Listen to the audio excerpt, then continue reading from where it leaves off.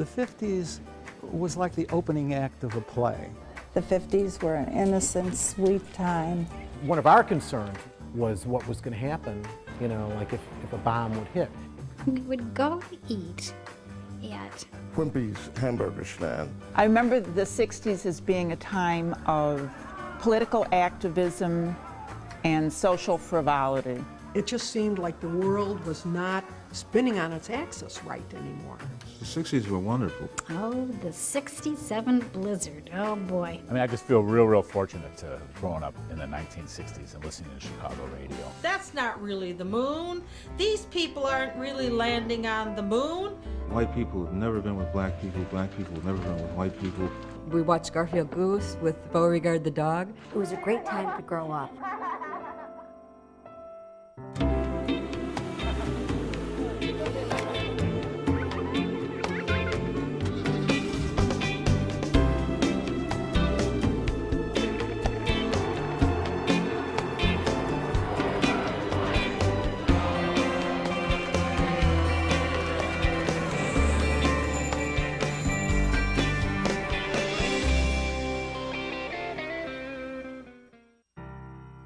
I grew up in Uptown. In Morton Grove. On the north side. On the southwest side, Brunsfield. West Rogers Park. On the far northwest side of the city. And at that time, it really seemed to be the end of the city because beyond where we lived, there was nothing. We lived in a 2-flat house on a corner right across the street from a big, huge church. And 4 doors down was my grandmother's house with a 4-flat, and all the rest of my aunts and uncles and cousins lived there. We lived on 51st above my parents' restaurant. It's probably unusual for most people to hear this, but I've lived in this house my whole life. 1-story ranch house, and my dad had it built with a VA loan. On our block alone, there were City workers, a lot of them were people that had a connection, school teachers, postal workers, and gangsters. Being in restaurant business, we kids just got up out of bed, got ourselves dressed, and we came down and sat in the booth and ordered breakfast. there were 25 or 30 kids of approximately the same age. And you could easily find friends to play with. people sat on their porch. You played with your girlfriends. No one called each other on the telephone. Someone would come in front of your house and go, "Yo, Laura," and you'd come out and play. I remember, go out and play, go out and play. Go outside, get some fresh air. My brothers and I would go over here to the North Branch of the Chicago River, make a raft from an old door, and tie a chair on it, or use an old cement tub. We had a swing set in our backyard. We had a little inflatable pool. That was the kind of stuff, that we did. We knew that the boat would be there when we came back. How did we know this? Because it was always in a special spot under the bushes. But no one ever told their parents. I remember freezing cold winters and, ice skating in the park across the street. They would make this ice skating rink every year. On Saturday afternoon, you had to go to the movies. And for a quarter, you could see 3 movies plus cartoons. Oh, dear. And we would walk, it seemed 6 or 7 blocks to the Uptown and the Riviera. And we would eat popcorn all afternoon. And everybody had their special candy. For most, the kids would kind of hang in their neighborhood, which would be maybe an 8 or 9 block area. We'd sit on the porch, we'd watch the cars go by, we'd watch people walk by. Being the children of restaurant owners, we played restaurants. We'd watch the bikes go by. The Stingray bike was the big ticket, and every kid wanted a Schwinn Stingray. We'd ride down Sheridan Road all the way to Winnetka. Hopscotch, bouncing balls, jacks. There was a funeral home on the block. So if a guy wanted to join the clique, he had to run into the funeral home and stay there for 5 minutes. We would time it, and he had to stand next to a casket. Oh boy, that was scary. We did a lot of camping, if you will, in our small little 40 by 140 foot lots in the backyard. No adult was there, and yet we learned how to play fair, and we learned the rules of the playground. The buildings were very close in Chicago, and we would do what's called spider climbing, which was climb up between two buildings. I had the best tree house. It was a 4-story tree house, and we kept on building on top of it. I was a general contractor of tree houses. We'd climb mulberry trees, pick the berries and eat them. There were a lot of big trees all over the neighborhood, and there were fireflies in the front yard, and you could catch them at night. In little bottles, and see who could get the most in their jar, and who would have the brightest, and then we'd use them as little night lights and things like that. There was so much freedom that nowadays it would probably be considered dangerous. There was no fear. So it was cutting down the alley, go through the backyard, walking down the alley. My mother would give me 45 cents to get, milk and a loaf of bread and a pack of Pall Mall cigarettes. One thing I really like about Chicago, it has alleys. And it has lit alleys and clean alleys. The alley was sort of where kids hung out. Kids would play baseball back there. Kids would hide back there. We had a fruit and vegetable vendor named Joe. And Ross and I would run to the balcony of the back stairs, and we'd lean over and we'd yell at him, "Joe Schmo, big fat hoe." And of course, hoe had nothing to do with the way it's used today. We were little kids, we couldn't think of a better rhyme. And then he'd get mad, he'd pretend to get mad, and he'd yell in his Italian accent, "Hey, are you kids yelling at Joe? How can you yell at Joe?" Well, you had watermelon men, and they would call watermelon, sweet watermelon, $1, $1.25, $1.50. The Peanut Man, and he had a shrill whistle that went, you could hear it blocks away. We had a peddler, his name was Chauncey, and he came with a truck. And when he came, we all ran to the truck, and he would always give us a piece of fruit to eat. And if he didn't, we'd take one anyhow. I also remember the scissor grinder. He had a bell that went clang, clang, clang, because he had it somehow connected to the wheels of his cart. And he came about once a week. He had a horse and cart. And the horse was very gentle, and he wore a hat with his ears poking through the hat. They'd jump down from the trunk and cut a plug, and you'd taste it, and he'd bring it up to your back door. And he missed a day, or missed a week, you'd worry about the man. We loved Joe. One day, he just never came back, and that part of life was over.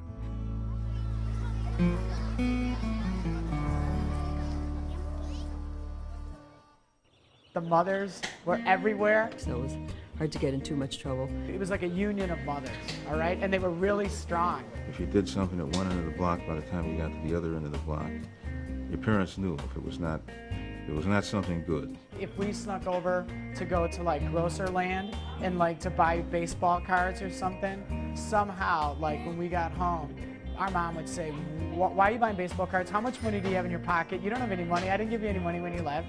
And they just knew all this about us. We just played a lot, and then you had to be home in time for dinner because we always ate dinner together as a family. Most of the things that we did was orientated around family type of things. My dad woke up every morning at 6:30, woke us all up, the kids. Then we would get up, go to school. Every Saturday we had hamburgers on the grill. We went to church every Sunday. All of our activity, our social life, our friendships, they all started with the parish. And for a long time, if you met anyone from Chicago and you said, "Where are you from?" they'd say, St. Barnabas Parish, John Fisher Parish, St. John of God, Our Lady of Peace, St. Cajetan's Parish, St. Walter's Parish. You were identified by the Catholic parish that you lived in. There was, of course, a lot of pomp and circumstance surrounding the church. So we had processions, and we had high masses, and of course, communions. Every year some class made their communion, so that was always a big event. And May crowning, that was a big, big thing. May was Mary's month, and we had this big procession. Around the block and around the school and into the, to the big cathedral, and those rites and rituals were pretty beautiful. In the Catholic schools, you were disciplined. We were taught to be perfect little mannered children, so it was quite different when you didn't see the same thing in the public school. I went to Rogers, elementary school, and every single kid in the class had a Jewish last name, the Goldbergs, the Rosenbaums. We went to Catholic school because we were Catholic. And the public school kids, they were just public school kids. And in our neighborhood, they were a little rougher, a little more rough and tumble than the Catholic school kids. Oh, they were enemies. We had no contact with Catholic school kids at all.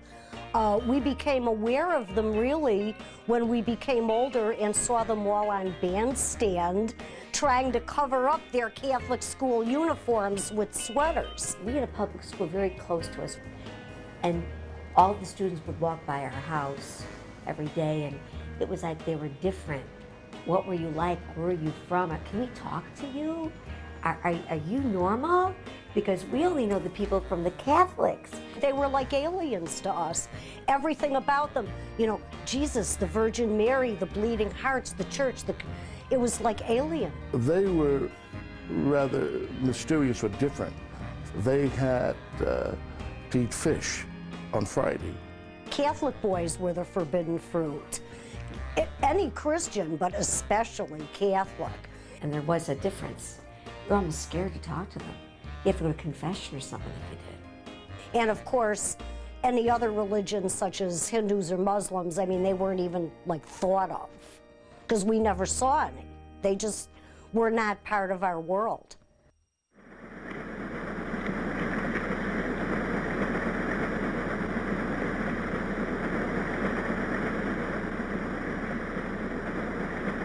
When it comes to Crackerjack, some kids never grow up.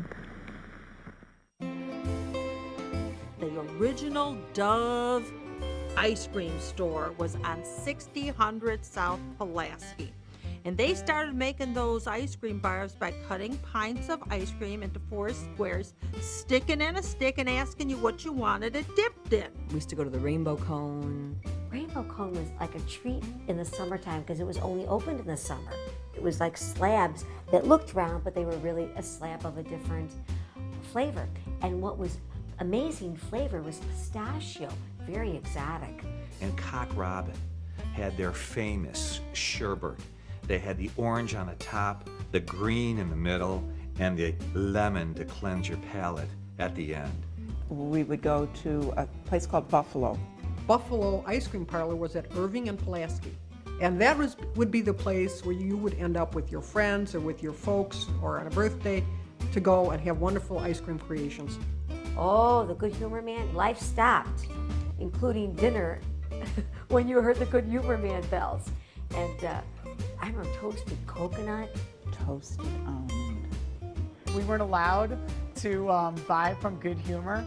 And so my mom, and this is another thing about the Amalgamated Union of Mothers, okay?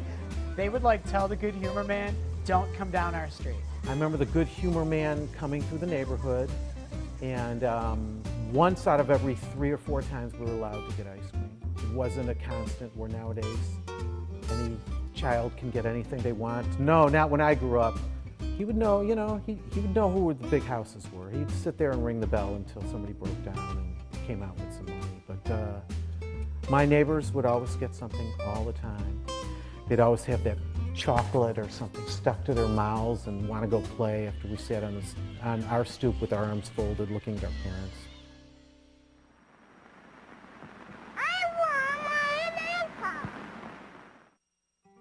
Birthday parties when I was a kid were lots of fun. They were at-home affairs. We went to someone's basement. It was your special day. You were queen for a day, you were princess for a day. And we all wore our party dresses. Most of the kids always dressed up for birthday parties, even though we played and got dirty.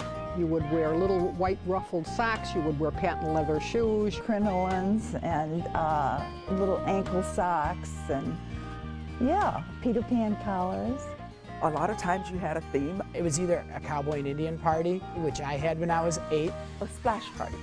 One year we had a Riverview party. There would always be little place settings, and in each place setting you would have your own hat, your own whistle, and your own special birthday dessert cup. We always had a cake and we always had the candles. And the wishes you got on your birthday cake with the candle Those were really important wishes, and those are the ones that came true. Later on, we used to play pin the tail on the donkey. You'd play telephone, and someone would whisper that little phrase in your ear, and it would go all around the table. Musical chairs was a huge one. Oh, London Bridge is falling down, falling down. Hot potato. Duck, duck, goose, where you'd all sit around the circle. And also red light, green light. That was a great game to play. And then you'd go home at a certain time. Our family had a cowbell that was rung when it was time to come in. My mom would ring the cowbell out the door, and it had a deep sound. And gradually, other people in the neighborhood would start using bells, but they all had different sounds. So you could tell if it was your bell ringing or not. You were kind of expected to go fill your time and get out of the house, and that's what you did. You know, a lot of running around. You know, you'd come home if you wanted something to eat, or you'd just as likely go to somebody else's house and have a sandwich. Everybody was in and out of each other's houses. Doors were unlocked, doors were open. But everyone knew, the whole neighborhood knew, when the street lights come on, you have to go home. When the street lights go on, come in. And the street lights would kind of flicker and come on, and the kids would say, I have to go.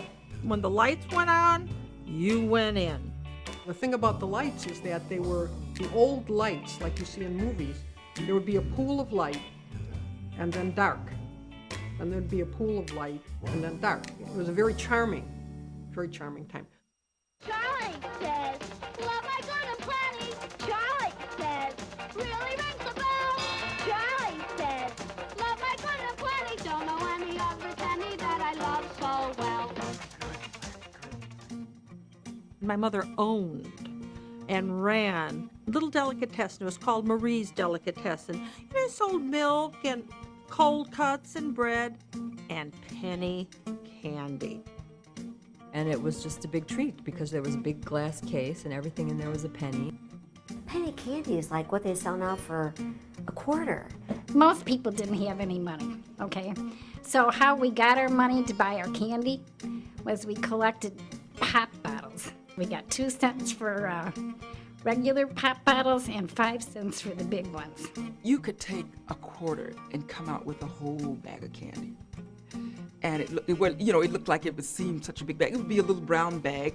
You had Red Hot. And you'd have Smarties, you'd have Mary Janes. The dots on the white paper and the Twizzlers and the Lick-O-Maid. One time I ate so much Lick-O-Maid, my mouth just blew up. Or the lipstick, or the little bottles of Coke that were filled with syrupy water. They'd have them in all of these little containers that, the clear containers with the little silver tops.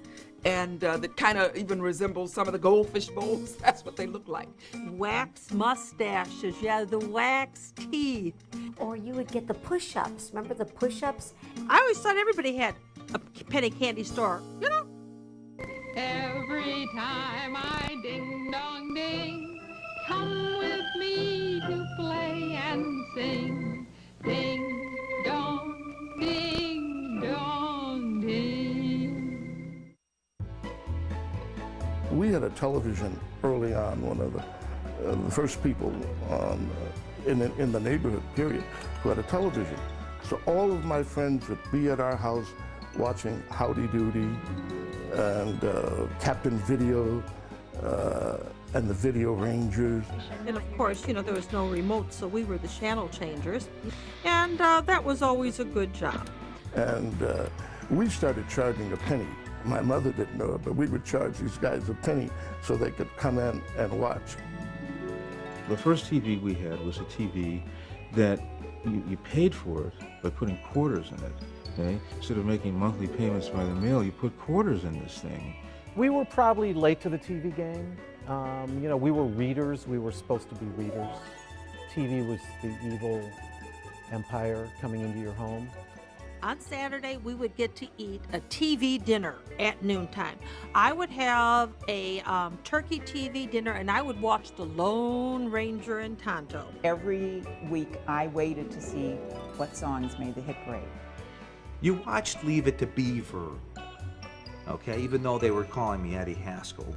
Romper Room was definitely one that we watched, and you'd always listen for your name at the end when she talked about the, in the mirror, and I see so-and-so and so-and-so.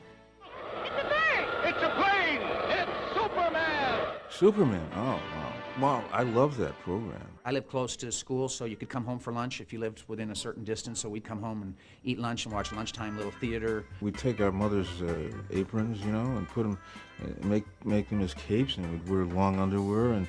But I mean, I thought I was Superman. Kukla, Fran, and Allie. Rather than that, I used to like to watch the Mickey Mouse Club with Spin and Marty.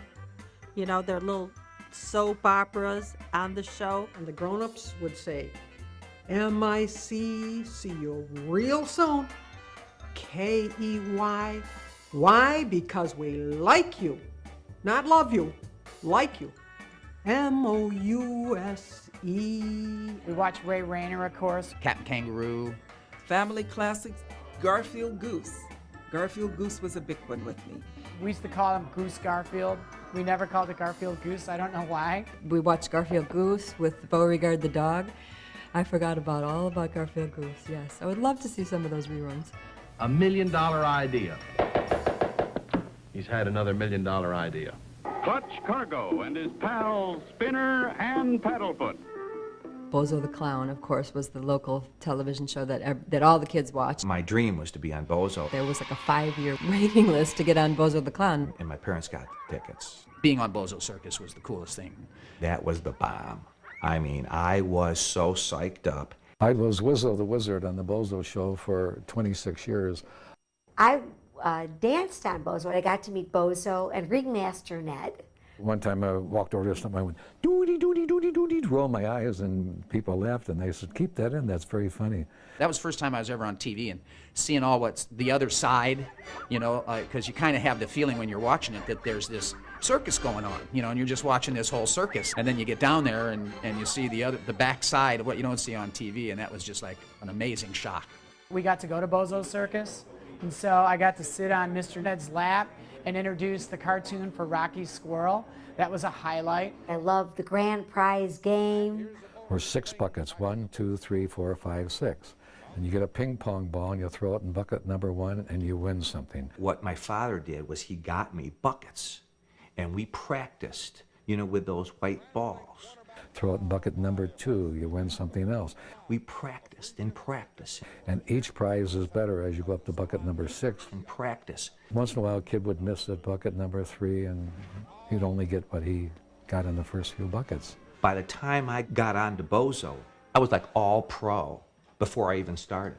You'd get $50 in a bucket and a Schwinn bicycle in bucket number 6. When you saw that arrow going through the stands, and all of a sudden, it picked you.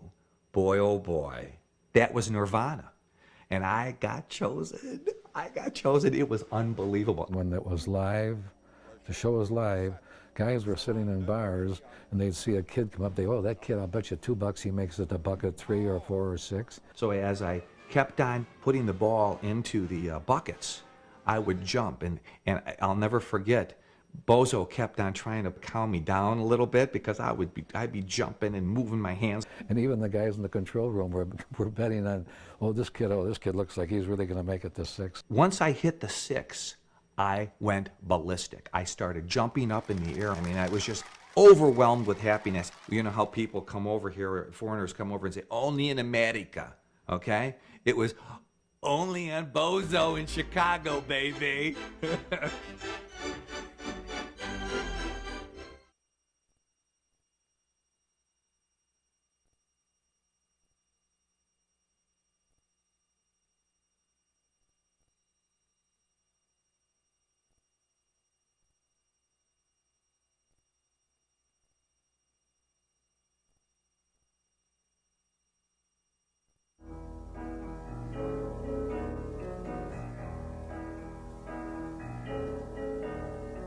When you're alone and life is making you lonely, you can always go downtown. We took the L everywhere. The Brown Line, which was the Ravenswood L, and it had these wonderful old straw woven seats and hanging straps made out of leather. the age of 8 on. I was going downtown all by myself and saw a movie and came right back. And it was funny, they would give me exactly the amount of money that I needed. Quarter for the show and a dime each way on the L. And when it went around the curve, all the straps would be hanging. I can still remember that. I can still remember the smell of the city coming through the open windows. Now, of course, none of the windows open anymore. We took buses everywhere. I mean, from the time I was 6, 7, 8, I'd either go with my sisters. By the time I was 10, I was doing it myself. We would take public transportation all around the city, all the way down to the Museum of Science and Industry, which for us was a long trek from the Northwest side. Get on the train and watch all the people reading their newspapers, and it just, it sort of taught you a lot about growing up or what you're going to be doing when you got older. I always knew that I'd be riding that Lake Street L to go downtown. And just the way, like, you come out from underneath the L and you'd see all these weird shops. There were gag stores and weird neon, and it was just a real gritty experience. My mom and I took the L down, which of course was a huge treat, and we met my father, and we had dinner, and we bought things. Going downtown with my family was always an adventure. You would most likely be going with your mom to Marshall Fields or maybe the fair, somewhere downtown on State Street. It was just such an amazing place. It was so big and so many big stores, so many people. It was the place to be for sure for shopping. You would dress up because you might be going to lunch at Stouffer's or in the Walnut Room. We would wear our gloves, and we had hats, and we had, we'd always wear like a nice dress or good shoes, or what we called our Sunday shoes. The women had dresses on and hats, and the men all had hats and suits on. And you'd start off at the fair store or Mandel's. Ward's, there was Sears, there was Weebolt's, Goldblatt's, they were all there. And you would walk down to Carson's and finally to Marshall Fields. My mother used to work at the 28 Chapin Fields. She was a seamstress. So she would bring us to Fields every Christmas. Marshall Fields at Christmas time is Chicago, always has been. Every year at Christmas time, we'd take the Skokie Swift downtown, and then we'd meet my dad at Marshall Fields, and we would go and we would look at the Christmas lights in the windows, and we'd go see Santa Claus there. The windows were fabulous. Fantasyland. Every window took you to another part of Fantasyland. They had animated figures in the windows, which to us was like miraculous stuff. That was a miracle, seeing animated figures actually moving. How did they get those arms to move and those heads to move and to nod and to look real? They always had stories. Each window had a different storyline, and you'd start at one end and walk around and see all of that. And also during Christmas, Marshall Fields used to have there was a train, which I insist was on the ceiling. My wife said it wasn't on the ceiling. They always had the best looking Santa too, Marshall Fields. Downtown had an aura and mystique about it. The city was just so appetizing for me, and it was just so larger than life. My family, all our life, would go out on Sundays, and go and just see stuff. We'd always take a ride on Lakeshore Drive. And then getting downtown, walking the streets, noticing the number of people walking everywhere. Just to rub shoulders against all these crazy, larger-than-life people, it left a lasting impression on me. Looking at all the buildings, the magnificent beauty of the city right there at night with all the lights on. When we went downtown, Buckingham Fountain was always a big attraction. I mean, every time we would drive down there, we always wanted to drive by Buckingham Fountain and watch the colors change. We'd take the LSD and we'd go down the city and we'd come back up again on the highway. We loved doing that. Top of the Prudential Building was always one of the big things. That was one of the tallest buildings in the country. It was a big building back then. The reason we were going down there, this is nuts, I'm telling you. There were sailors all the time. They were always in from the Great Lakes. So we would go down and meet sailors. And what also downtown had were all those shows, the first run shows. There were about 6 theaters downtown. The Oriental, the Chicago. They were only like 10 and 15 cents to get into. and the popcorn was a dime. McVickers, Staten Lake, Michael Todd. We could go downtown with 50 cents and you were home free. There wasn't air conditioning, you know, there was just movie theaters that said, come on in, it's cool inside. We would go eat at Wimpy's hamburger stand. To Walgreens cafeteria in the basement to eat, and that was on State in Randolph.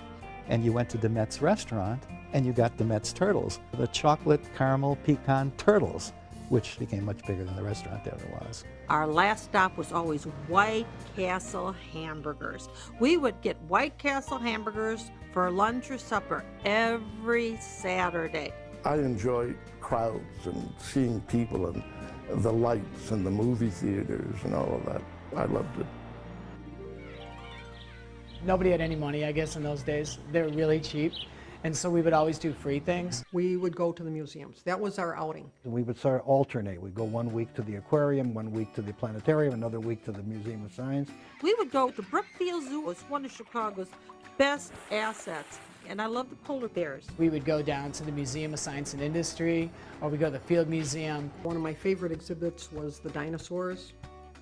I also liked the animal section that had all of the what we call stuffed animals. I mean, it was taxidermy. We saw all the mummies a lot. My parents were very happy to take us to one particular museum, and that was the Museum of Science and Industry. The farm was definitely a favorite, watching the chickens hatch.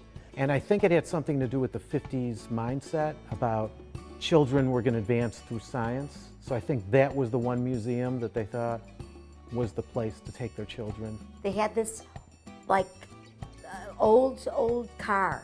Must have been like 1906 or 7 car. And you'd get in there, it was just like a stationary car, and they take your picture, and I still have it. Colleen Moore's Dollhouse, which was just magical. Main Street. Oh, yeah. Main Street. That was part of Motorama. That was the first thing you went into, and you saw all the old cars on the cobblestone street. Then you went in to see what modern General Motors was all about. I remember going to the submarine. That was awesome. It was so small. I myself wouldn't go on that because it was too close. I was kind of claustrophobic. Or when you took the shaft down to the coal mine. It always seemed like a long way to go. Which for a long time we believed was taking you down to the bowels of the earth. And it wasn't until I was much older that I found that you were just going down to the basement. We were able to push buttons there, which was so space-aged. If your family didn't take you, by golly, you got there anyway, because the school was going to take you. So you load on the school bus, you go down, you have your field trip, maybe you have a few questions you have to answer. You know, so everybody was going to the museums. My favorite place was the Shed Aquarium, and the other planetarium. My sister always wanted to go to the Art Institute. The Art Institute probably was the most impressive to me. We would go to Lincoln Park Zoo, but I never really thought of that too much as a zoo. It just seemed like animals in a park. The Historical Society, it had to be the costumes and the remnants of the Chicago fire. You could see spoons melted together, you could see coins melted together. And no matter how many times you would go to the Field Museum or the Museum of Science and Industry, whether it was with your mother and your sisters or with the Brownies or with the Girl Scouts, it was always the first time.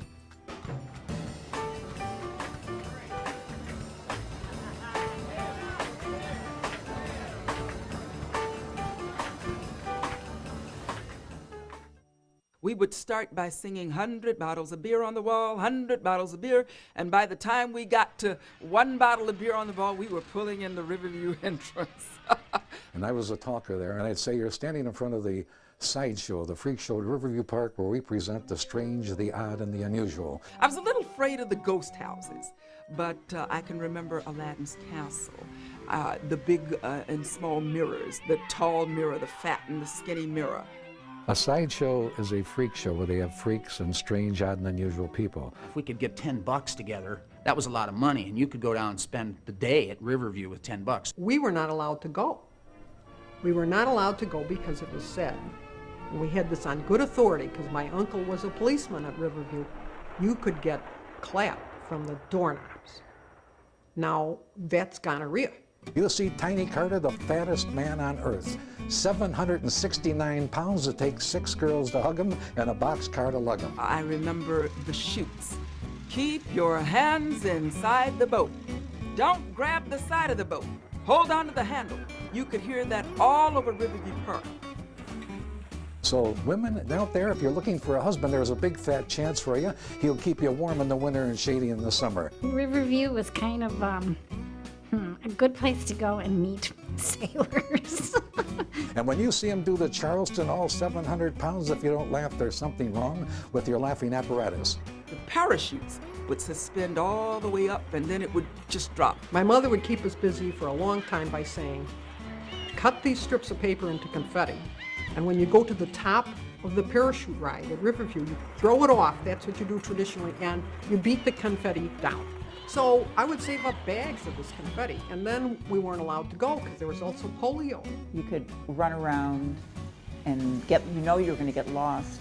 Well, first we couldn't go because of sexually transmitted diseases. Then we couldn't go because of polio. I think our parents weren't particularly pleased with us going there. Finally, I got to go to Riverview. I got to go on the parachute ride. I threw my confetti off the top, and I beat it down.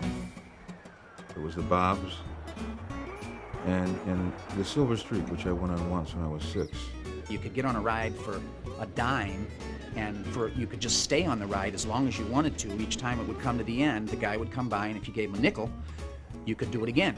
It was the Fireball, there were the Bobs, there was the Greyhound, and the Greyhound used to go through a tunnel. And everybody would go, woo! I don't know when it started or how, but everybody did the same thing when it went through that tunnel. We used to ride the roller coasters. That was the big thing, riding all those roller coasters. The scarier, the better.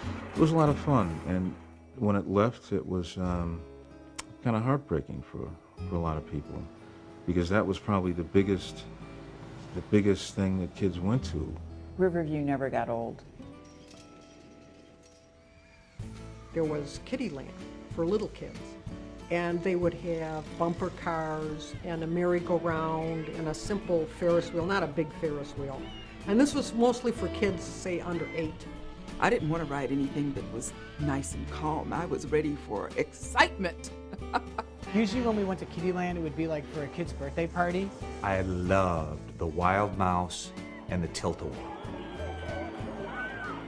They had the train, there was a train that went around. That was always very cool. I remember that as being kind of like the highlight, was getting on that train. The fact that it looked so real, this little miniature train was a very neat thing. We'd always eat the cotton candy after the Wild Mouse because I wasn't too good after eating and being on the Tilt-A-Whirl and the Wild Mouse. Eating lots of junk food.